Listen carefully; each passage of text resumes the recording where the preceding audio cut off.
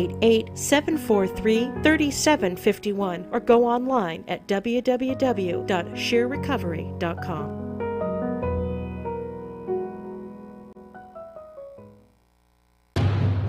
For more local radio every day, tune into KCAA Loma Linda. Welcome to U-Turn Radio. Here at U-Turn Radio, we believe in big-hearted communities and small government. Join your hosts, Nadia Renner, Tom Murphy, and Eric Steinman, as we work to put local governments on a diet and champion the charities that support your community. So come on, join us and let's turn it around.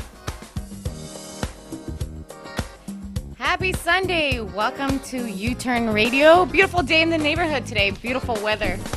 It's lovely out here in the Inland Empire. Yep. I love it today. It's not too hot. It's just perfect for me. Tom is joining us today via Skype. Welcome, Tom. Can you Howdy. hear us? It's a lot cooler where I am, even if it has cooled down down there in the Inland Empire. Where are you? How come that Skype works for Tom, doesn't work for me so well? What do you It's mean? my technical genius. I am in Morro Bay. I'm enjoying the beautiful seashore up here. Oh, nice. So you're definitely a little bit cooler than us out here. Absolutely. Even need a sweatshirt every once in a while up here. Nice. Well, if this is your first time tuning in to U-Turn Radio, we believe in big-hearted communities and small governments. We're certain that the Inland Empire is a big-hearted, so we see it each week here. We also believe local governments are way too big and growing. We want to change that. And you can join us and let's turn it around. You can join us by calling, also emailing us. You can call 909-792-5222. And you can also always email us at info@uturnradio.com. Today we have a great show. It's going to be fun. We're not comedians, but it's going to be fun, right? Yep. Right, Tom? You're absolutely correct on both of those points, that we're going to try to have some fun, and no, we're not comedians. So our fun might be a little different. Today's show is, how are pesticides and government the same? What do we mean by this, Tom? Well, like I said, we want to have some fun today, and this is called satire. Last week's show was about pesticides, right? We talked about a little bit how they're used, talked a little bit about how they affect some of the effects they have in the Inland Empire. This week, we are going to use pesticides as an analogy. And for those of you like me that might need to look that word up, definition of an analogy is it's a comparison between two things. And it's typically for the purpose of explanation or clarification. So what we're going to do is we're going to talk a little bit about how pesticides are marketed and sold, and then we're going to do that analogy and compare it with how government programs are marketed and sold. And as we all know, the results of a government sales pitch, they can be as bad for the citizens as a pesticide can be, for the bugs. So that's where we're headed today. Right. And right before we get into all that good stuff and fun stuff, as I should say, if you're listening for the first time here at U-Turn Radio, all of our listeners that call in get rewarded. That's right. If you call in, we will spin the wheel, and you can win from hundreds to thousands of dollars on behalf of your favorite charity. You heard that right. From hundreds to thousands of dollars, we'll donate the money to your favorite charity operating here in the Inland Empire. So you can call us in. 909-792-5222. We'd love to hear from you. And we've given out a lot of money, from thousands, 1,300, 500, 400, and I think it was like 1,200 last week too. So I would definitely call in. So call in, and I'll spin for charity all the way up here in Morro Bay. Nice. So let's get into it. Should we jump into our first our analogy Tom. Yeah. But first, well, as part of that, let me ask you guys a question. So what would you do if tomorrow morning you wake up, you stumble into the kitchen to make your coffee, and something that happens maybe fairly routinely. There's a long trail of ants going across the kitchen and up into your sink, and they're like kind of spread all over the sink. What's your response to that? First of all, I would be pissed because I hate ants. I don't know why. It's like it's the smaller bugs that bug me. But I would definitely either get Raid if I have it, or get a towel and try to wash them away. That's what I would probably do. There you go. You got that. You got that word in there. You got that brand name in there. That was good. And that's kind of the point. That some of us might, if we're maybe have a little more time and we're a little bit more environmentally sensitive, we might go ahead and get the towel out and try to wash them off, that type of thing. And then there's some of us that, hey, we're in a hurry, so we're going to go full on, kind of chemical warfare, and we're going to break out the Raid, right? Right. You said it. Absolutely. Right? Well, if you think about that, Raid actually sounds really kind of low key, right? Like, you might do a raid on an opposing dorm in the college, or you might get up in the middle of the night and do a raid on the refrigerator because you're hungry. Right. Even in a wartime setting, a raid is, just kind of a small deal and isn't like, full out wartime, right? So you have this chemical that some marketer decide to name it Raid, which was, it's kind of a gentle thing, right? Right. Right. Well, that's because the folks in the marketing department have to sell the stuff, right? Here's what they're not going to call it ever. Okay. They're not going to call it imiprothrin combined with cypermethrin, right? First of all, Tom, I don't even think I would be able to pronounce that, so I would definitely not want a product in my house that sounds like that. Well, and the probability that I actually pronounce those two names correctly is very low. Okay. And then, the other thing is you can absolutely bet that they're not going to call it what it actually is, right? What it actually is, so that you and I could understand it. It's a highly explosive mix of toxins and flammable liquids, and they're combined to bring death to all types of bugs. Oh, and by the way, it's toxic to bees, fish, and aquatic insects, right? No marketer ever is going to try to sell a product like that. That makes sense. Right? Yeah. Right. Yeah. A good pesticide salesman is just never going to tell you exactly what it really is. You really have to kind of dig to come, you got to be able to get on the internet and look to come up with imiprothrin and cypermethrin. And then you have to kind of even dig deeper and look at a safety data sheet to come up with, a highly explosive mix of toxin, blah, blah, blah, blah. But so, go ahead. Yeah, I think this came up, we were talking about herbicides because we had this when we were talking about the farming and the pesticides, farming being next to schools last week. Said the use of pesticides being next to them, and pointed out it's pesticides and herbicides. And on our farm, we kept getting these recommendations for innocuous sounding herbicides. So I think it's not just pesticides; it's all kinds of bad stuff. They try to gloss it over by putting a good name on it.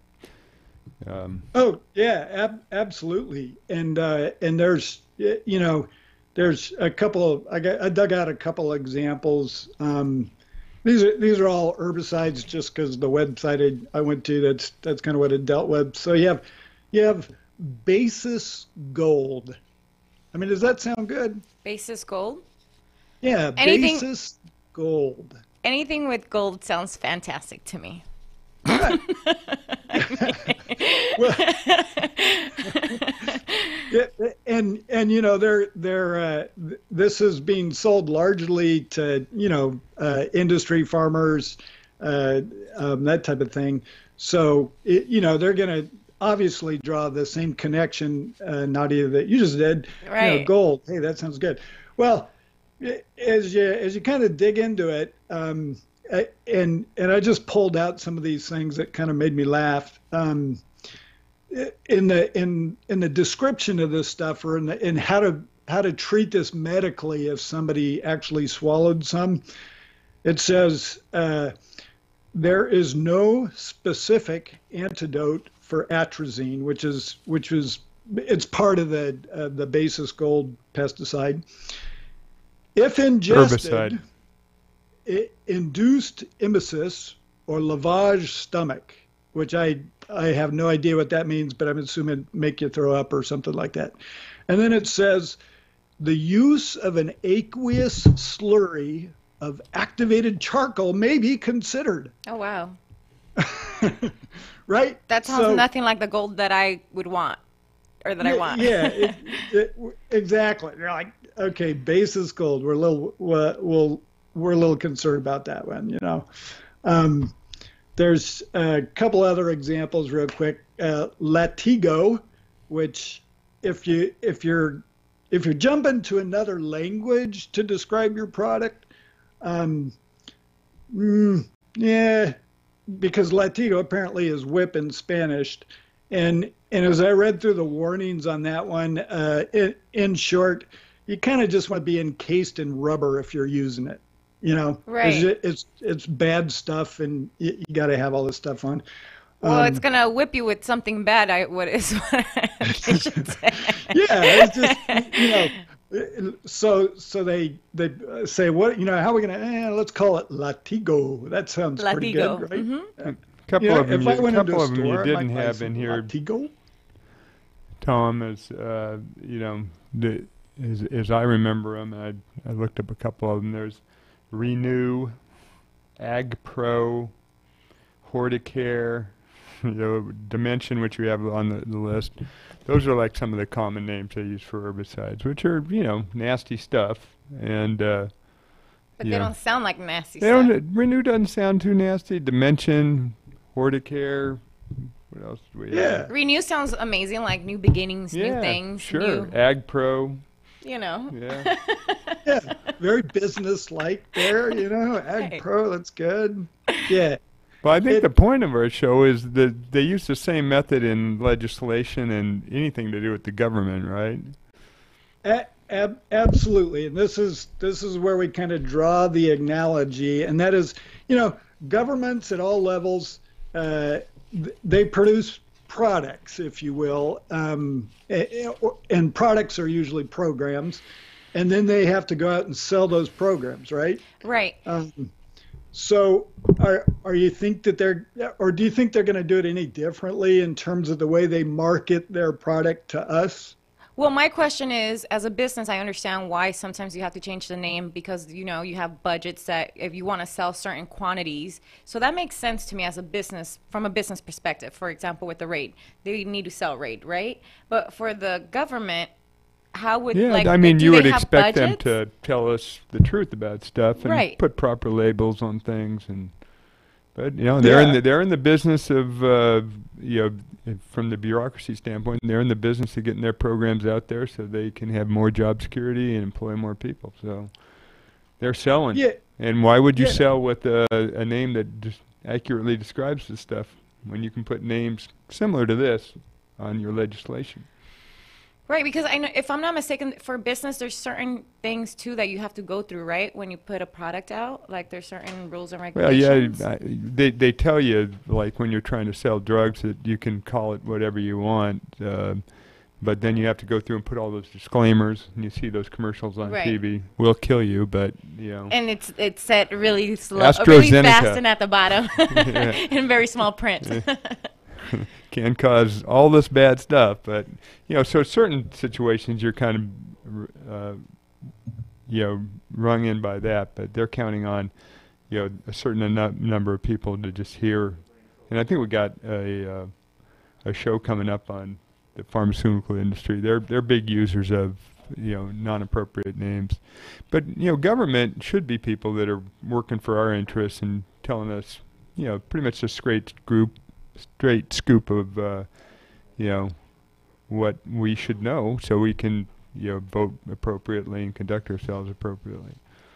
Yeah, as consumers, we expect it, if you will, from the business or the industry side, that somebody's going to create a product and they're going to do the best they can to sell it to me, and they're going to come up with some very creative names to do that. But we certainly don't want or desire that from the government side of the coin. Right. We want to know exactly what's being, if you will, sold, and sold actually is not accurate for the government. What is actually being imposed on us is probably the best way to say it. So you have this kind of, if you will, government salesmanship, and I'm gonna give you just one short example, and then maybe we can go to a longer one. And this one's it's an older example, but it was interesting, so I really liked it. Back in World War I, there was something called the American Protective League. How does that make you feel? Like I'm gonna be protected, and I shouldn't worry. Right. Yeah. I mean, that makes you sound pretty good, Yeah. or makes it feel like pretty comfortable, right? Well, what this organization did essentially was spy on fellow Americans. World War I, you're worried about the enemy, so if there was a suspected German sympathizer, the other citizens would be spying on this person and tracking their movements and turning all this stuff in, working closely with the government. And it was kind of a quasi-sanctioned government organization. So you have this wonderful name, the American Protective League, and it's absolutely not protecting all Americans. It's kind of looking at them in terms of their race. Oh yeah, you immigrated from Germany, huh? Well, I'm keeping a close eye on you. Well, you're reaching back pretty far. I would think that we got some present day. That's really interesting. I was just going to say, I'm back to World like, I didn't War. know it went back that. I mean, now I get it with the cell phones, and that makes more sense. But I did not know that existed, Tom, and that it worked that way at all back then. Right. Well, I didn't either. That was, that's kind of why I used it, because it was just such an interesting piece of our history. But certainly the marketing of government programs has not gone away since World War I. In fact, I would say it's substantially increased. So let me ask you, where were each of you on September 11th, 2001? Ooh, I was at home getting ready to go to school. I was in high school at the time. So I was getting ready to go to school, and I remember I would always turn on the news. I remember turning on the news and being so scared. I called my mom at work, and I said, I am not going to school. And she said, I'm actually leaving work, and you guys are all going to stay at the house. And that's how I remember September 11, 2001. Yeah, right. Yeah, it's one of those things where you were when you first heard that. I was driving up the driveway and heard it on the radio, actually. Oh, really? Yep. Yeah, I turned on the news and they had like everything, so it was just I was so scared, and I was like, I'm definitely not going to school. So what about that, Tom?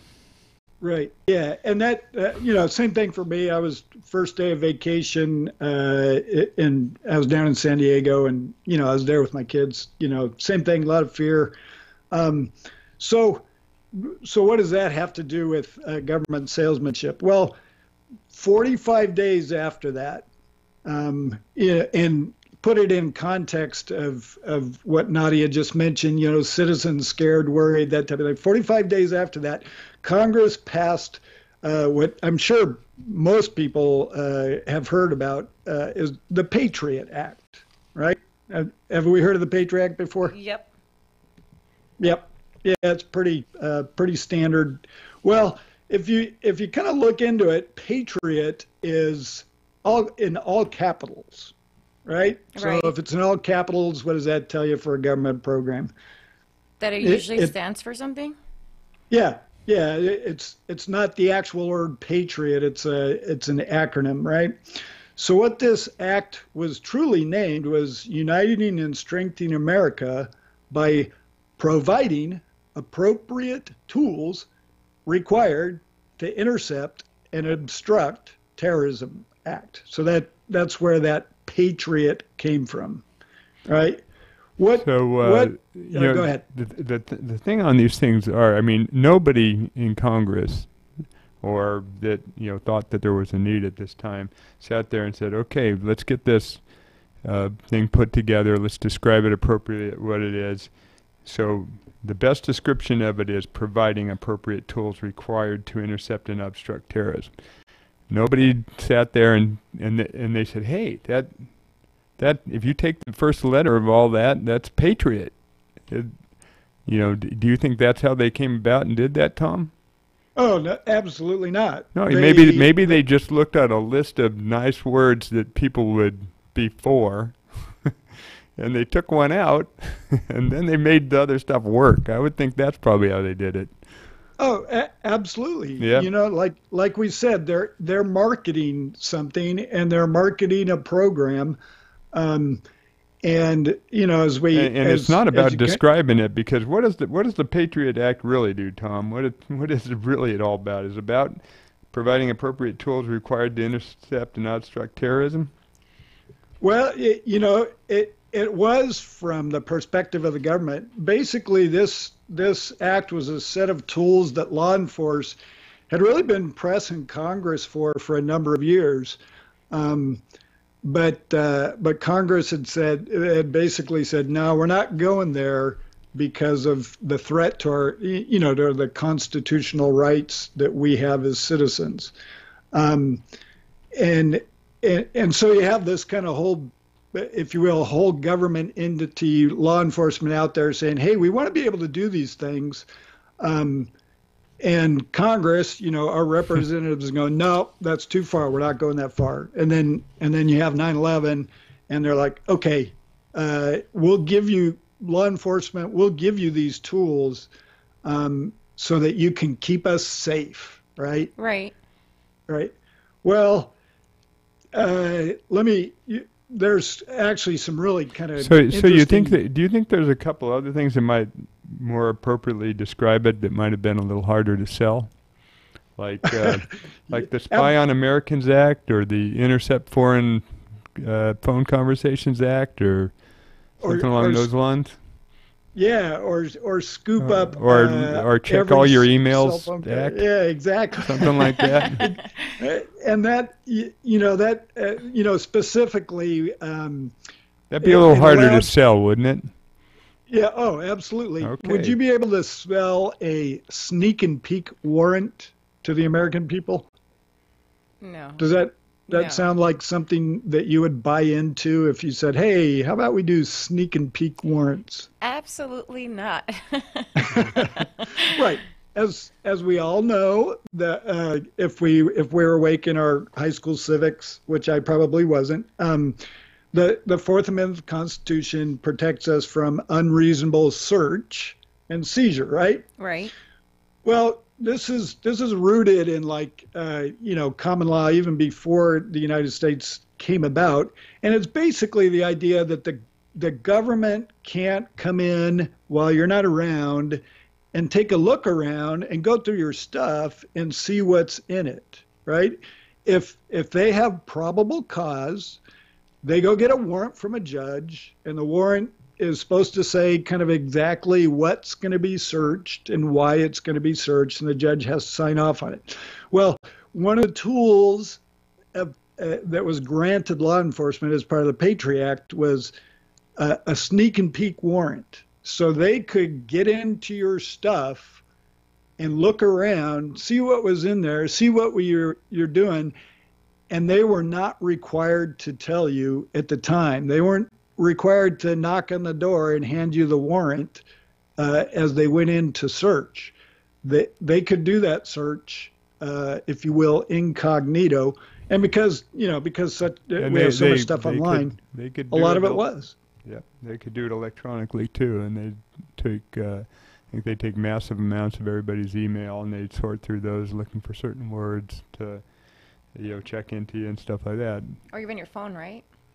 Yeah, they have programs that listen to your phone conversations for certain words as well, and they basically have ways of recording those massive amounts of data that they get a hold of and filter through.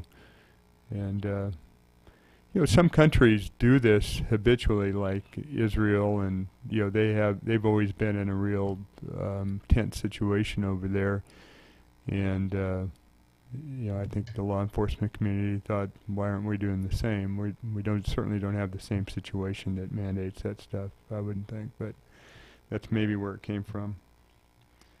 So yeah, and it looks like we need to go to break here in just a bit, but here to kind of close up the Patriot Act, here you have the country, if you will, our national psyche is a little bit damaged. We're afraid, and so they sell us the Patriot Act, and in doing so. And if you're against the Patriot Act, you might not be a patriot, right?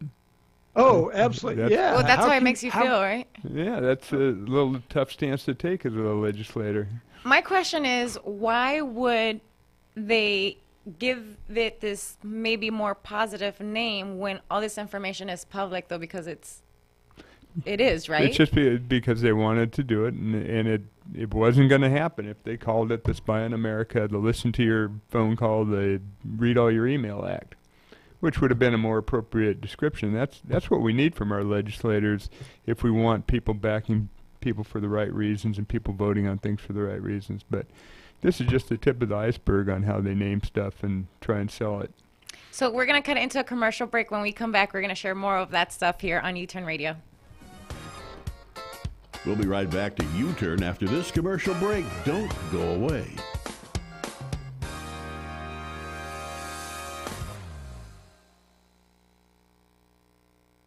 Come soar with us. We're Zip Lines, located in the San Gabriel Mountains, right next to Mountain High Ski Resort. We offer the thrill of a lifetime, zipping through one of our 2 zip courses that are literally built in the trees. Our Canopy Tour is one of the most ambitious zip line courses in the nation, offering heights of up to 300 feet above the forest floor and lengths of over 1,500 feet. Our mountaintop tour provides another amazing zip line experience and, as a bonus, a very unique experience. Imagine leaping off a tree platform in a controlled free fall. Now, imagine doing it twice. These are not for the faint of heart, but we know you have the right stuff to soar with us. For further information, please visit our website at ziplinespc.com. That's ziplinespc.com. You can make sure we hold a place for you by selecting your tour package and date online. That's ziplinespc.com. Come soar with us. How would you feel if you had to make a choice between buying food or spending your fixed income on life-saving medicine? No one should make that trade-off, but many low-income seniors are forced into difficult decisions like this every day. Smiles for Seniors Foundation provides energy assistance and safety net services to struggling low-income seniors in the Inland Empire. They provide one-time assistance to seniors to meet specific financial needs. They've helped with food, housing, utility payments, minor home and auto repairs, along with life-saving prescriptions or medical equipment. A nonprofit foundation funded entirely by donations from local organizations. Smiles for Seniors receives no funding from the state or federal government. They are funded by local businesses and individuals like you with big hearts and willing wallets. You can find more information or to donate to Smile for Seniors at 909-790-6671. That's 909-790-6671, or visit smilesforseniorsfoundation.org. That's smilesforseniorsfoundation.org. Tom, Nadia, and Eric are back with more only on the U-Turn Radio Show right here on KCAA. Welcome back to U-Turn Radio. We have a great show today, a fun show, a little different. We're sharing, what would we say, kind of like hidden names within the government that they tell us or sell us something, but it really has a different meaning behind it all. Tom is joining us via Skype today. So it's Eric and myself live in the studio. But that's what we were covering before the commercial break. And there's some other names, too, that Congress uses, and they mean a whole different thing, but they sound so good and so positive. We had one of the examples, basis gold, which sounded so amazing to me because I'm like, oh, there's gold, but it really comes out that it's really bad. So That was the analogy. That was a Well, herbicide. right. Basis gold, Dimension, Renew, Ag Pro. But that's Yeah. just. But when we get over on the government side, Tom, let's go through some of these government names for programs that Okay. you're out Yeah. there, and let's you do one, I'll do one, Nadia will do one. Okay. All right. I tell you what, I already did the American Protective League. I'm going to do another favorite of mine, and that is Child Protective Services. That sounds pretty good, right? Yep. Child Right. Protective Yeah, Services. CPS. Taking we care of all kids. Okay. Here's a quote from a retired Child Protective Services director. This is a quote. The only time the federal government pays me, the director, is when I take somebody's kid. Oh, wow. And as soon as that kid's in foster care, they instantly become a commodity. So you have Child Protective Services, and you have a director admitting that the only way that her organization is funded, I believe it was her, is if they bring kids in the door. So where's the incentive there to keep the family together? Right. So that's one misnomer. That almost makes me think, too, maybe like they don't really take the time to see in detail of the situation or the problem that the children is in to take the correct, to do the right thing rather than just getting, at this point, if it depends on money, they're just getting that kid in because they got to pay. They got to get paid. They got to eat. So I feel like things like this, it's like, are they really taking the time to look into the problem and the issue? So this is kind of like, Well, it's bad Sad. incentives, and people aren't looking into it. The name of the agency would lead you to believe they're only doing positive things, protecting kids. I mean, who's going to Right. be against that? So they're not going to get a lot of scrutiny in what they do. And when you don't have a lot of scrutiny in anybody and anything, and it's not that there's bad people that work in Child Protective Services, things gravitate towards, the easiest path, and that's not always the best. what about if I share mine? Go ahead. Mine is El Chapo Act. So, so many things come to my mind when I think of this one. But what this represents, it's ensuring lawful collection of hidden assets to provide order act. I think that means like our gentleman in Chicago who was driving along and his customer was in the car and had some weed and they took his car. Right. I think that's where that one put. But I might be wrong. But why would they call it El Chapo? Like if Well, what's it stand for, Nadia? El Chapo Act, Yep. the ensuring lawful collection of hidden Oh, okay. assets to provide order act. Yeah. So They had to Go really ahead. work to get that one, I think. yeah. They had a thing on the board that said El Chapo. Now, what can we make that stand for? Like, I got it. The first thing that I get from this name, like, the first thing that comes to mind is literally El Chapo, like, doing the whole, what was it, Running out of there with his pants falling down. when he was in jail, and, like, he did the whole tunnel to get out. Like, that's the first thing that comes to my head when I read this. Like, it's nothing about ensuring lawful collection of hidden The assets. first thing that comes to my head is that you got a whole lot of people getting paid a whole lot of money to sit around in rooms and try and come up with names like this. There's just no other way that the El Chapo Act comes together without a whole lot of people without anything to do sitting there trying to figure out how to name something like that. I think I could come up with creative names. If you guys are looking to hire somebody, I can come up with better names, I think. These people work at it. They came up with one the other day, and I don't think we found it for here, but they made the name of the act a legislator's name because the legislator was retiring. So it became like the Mary Bono Act or something like that. That's insane.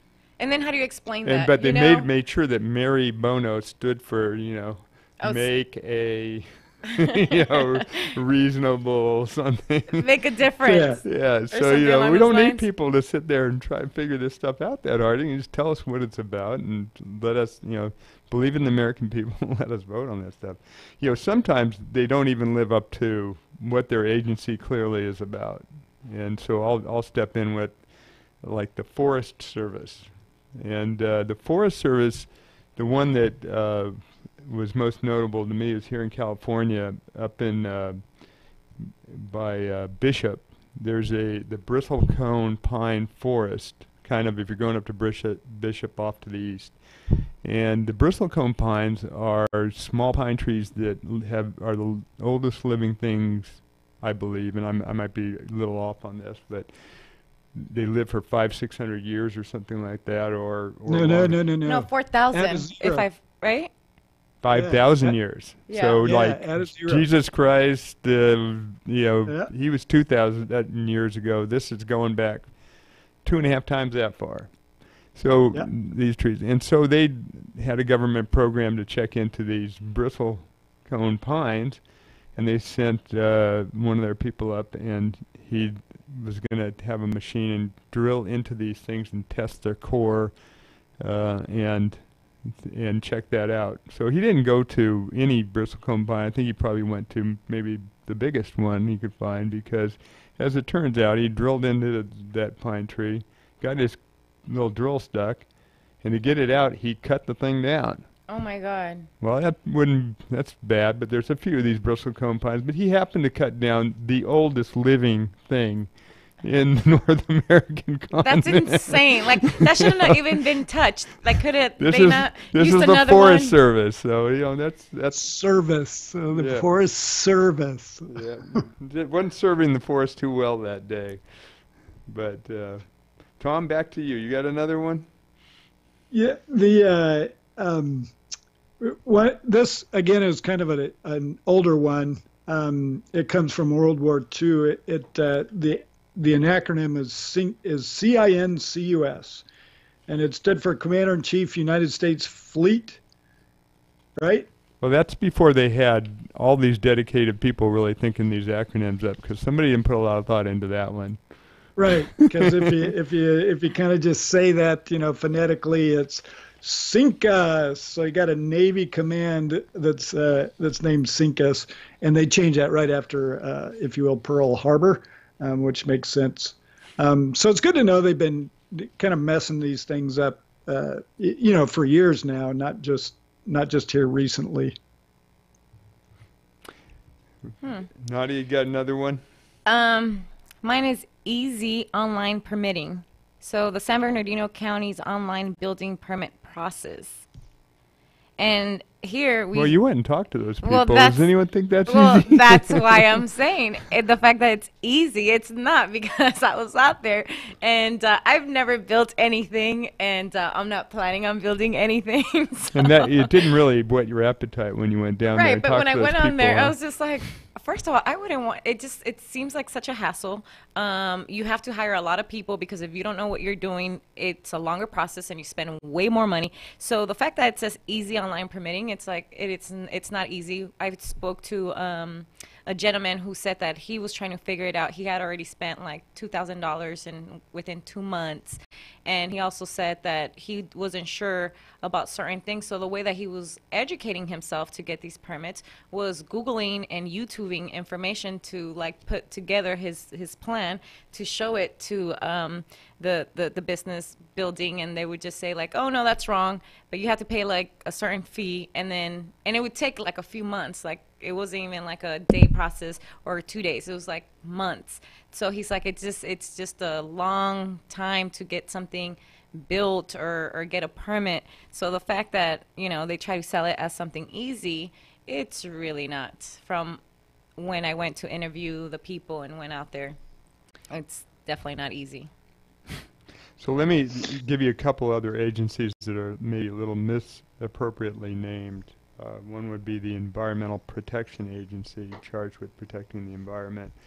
The last big news that I heard of them, other than I guess Trump appointed somebody that a lot of environmentalists don't like, but under the prior administration, which you would think would be a little more friendly, they were ordering some people in charge of a mine in Colorado to, and I think the people were telling them, hey, this is a bad idea. And they said, no, get a big excavator up there and tear open the part of that mine so we can get at what's in there and check it out.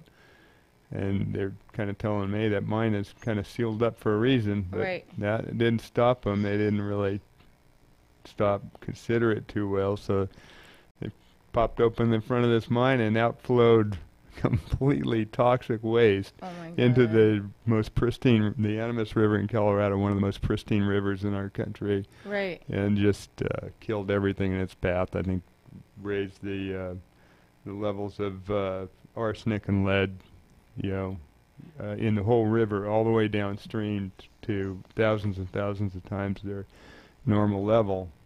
And that's the Environmental Protection Agency. And I'll throw another one at you, is the Secret Service, which made the news not being secret. All right. They were down in your neck of the woods, Nadia, weren't they?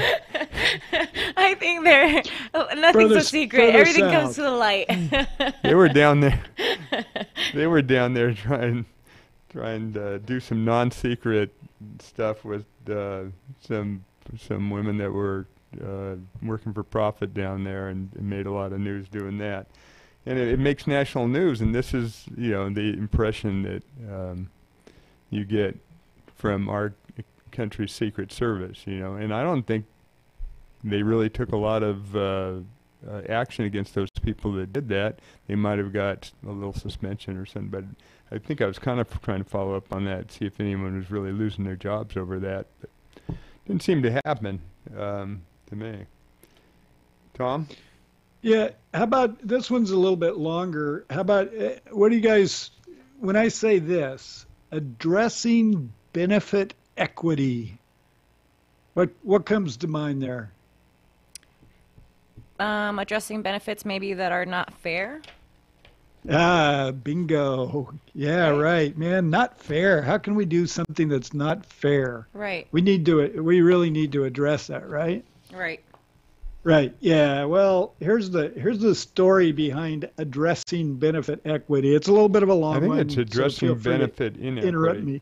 What's that? Is it addressing benefit inequity, right? Yeah. I'm sorry. Yeah. Okay. I don't have my glasses on, and yes, it's inequity. Same deal. Something you'd want to vote for, right? If you're not voting for that, you're in favor of, not addressing benefit inequity. Right. Yeah. No. Not a good person. How can you be a human being and not take care Address of things that are benefit inequity, inequitable, yeah. right? Right. Well, let me give you a little context. I got some information from Transparent California, which is a nonprofit organization that kind of tracks funding and public spending. And they have this wonderful graph where they graphed, and I'll do my best to describe it. I know we're radio, but where they graphed promised CalPERS pension benefits versus some other economic indicators. And, at the risk of putting people to sleep, what I will say is all of the economic indicators in the graph are pretty low. So you got like population, it's up like 40%. Inflation, I think, is up 118% over, this is from 1980, I think 7 to 2015. Total state tax collections and total personal incomes about the same at about 320, 330. And then you have this red line, and it's like, if this was a mountain, That's it'd be like, that's the real steep one, right?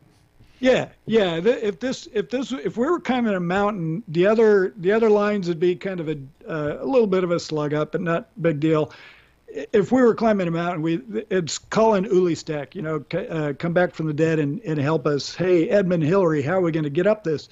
This is a steep curve, and what it is it's the benefit or the percentage increase of pension benefits that have been promised by CalPERS. And over the course of that graph, it's gone up 886%. Just as a reminder, CalPERS is is a part of the executive agency of California. It basically works for the governor, and they're solely responsible for managing pension benefits for the state of California. Well, so the question is, and if you look at that graph even closer, something happens in 1999. The red line is kind of going up about the same as the others. The slope is about the same. And then you get to 1999 and it's like, boom. We went from a gentle slope to a really, really steep slope. And you're like, what happened in 1999? And this is where we get back to addressing benefit inequity, right? Right. So what happens is CalPERS in 1999 wants to adjust the pension system. First of all, CalPERS is pretty much run by the unions, the public unions that represent California employees. And at this point in time, they have a two-tier benefit system. Back in 91, because benefits have been going up so quickly, the legislator put in a second-tier benefit. So you get to 1999, they have a governor that's going to listen to them, and they produce this well, first of all, they come up with the legislation, and they produced this brochure to sell. Who's the governor back then, Tom? Do you know? It's Gray Davis. Okay. Who is, I think I read something that said he had, back in those days, he got like $5 million from public pension to run his campaign. So they put this brochure out, and it's called Addressing Benefit Inequity, and it's this, if you look at the brochure, it's on the left you got, it looks like the retired professor. And then on the right, it's kind of a triangle thing. And on the right, you have this, husky-looking policeman, but he also looks very friendly. And then you got this really kind of professional, squared-away-looking female. And then at the very top, at the apex of the triangle, you have this square-jawed, no-nonsense fireman, and he's looking directly into the camera, and across the top of it, it says Addressing Benefit Inequity. Well, this is turning into a long story, so I'll kind of cut to the chase here. Basically, what that brochure did was it convinced the state government to go ahead and pass this thing where they retroactively moved all of these people that were in the second tier retirement benefit and said, hey, step up to the first tier. And so you go, okay, well, how did that affect us? Well, if you look at that graph and roll it forward to now, since that time alone, promised benefit increased 650%.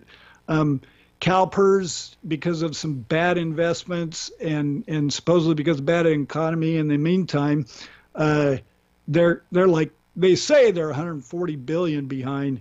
They're probably twice that behind. And the consequence to cities and counties is that if they're in CalPERS, they expect their contributions to have to double over the next 10 years. So I'm up in Central California. Santa Cruz is close. The city of Santa Cruz. It's once you're in, it's pretty hard to get out of that. It's kind of like a spider web, isn't it? Oh yeah, and they're like because Santa Cruz. They have this thing underfunded, and if any city wants to get out of it and step away from it, they make them fund all that amount that's underfunded, which no one can put their hands on that type of money. Like a relatively small city like Santa Cruz is underfunded to what extent? Well, their contribution right now is about $16 million a year, and within I think the next 5 years, I'm not certain about that, they expect that to double, to go up to 32 million. That's insane. And that's not a real big city. So what that means is that the current people and Nadia, your generation and others like that are going to every year have to keep paying this type of amount for, not for any benefits they're getting, Right. but for compensating people for stuff that was done in the past. So you're that far in the hole, and that's the way you got to look at it is, you know, before you start, you got this huge amount, millions and millions of dollars to pay to people who worked in the past. Now, the proper way of doing that is to pay as you go, fully fund these pension plans, and there's two ways to do that. One is to have a defined contribution plan where you say, we're going to give you 10% of your salary every year to put in a pension plan, and you cut that check and you're done, and there would be no amount paid into pension after that because that's what it is. And then there's different ways that you can invest it. The employee himself can have some say-so if he wants it conservative, he wants it a little more aggressive. Or you do a defined benefit pension plan, which is what most of the cities in the public sphere have, and they say, we're not going to say how much we put in, we're going to say how much you get in the future when you retire. Right. And that gets affected by things that people, medical science improves, people live longer. That means you've got to keep paying them more. You'll have stock market crashes, and these people running these funds will lose a bunch of the money that's been set aside, so you have to put more up. And probably the biggest thing is, you know, it's the legislators and the county supervisors and whatnot plain ass lie about what kind of money they make in these things and what kind of money they expect to make in the future.